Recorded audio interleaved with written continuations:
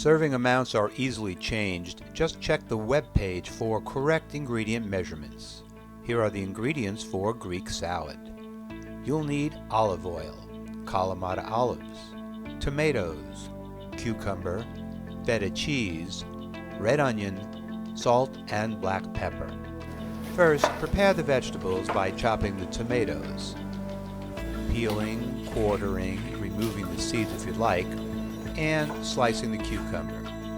Then, peeling and thinly slicing the red onion. Then, hopefully you have the pitted Kalamata olives, or else, that's right, you've got to remove the pits. Now, combine the tomato, the cucumber, the red onion, the Kalamata olives, and the crumbled feta cheese. Then, drizzle the olive oil over all of it. Add salt and pepper to taste, then toss it.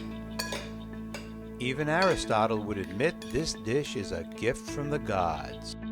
Greek salad from SimpleFoodie.com.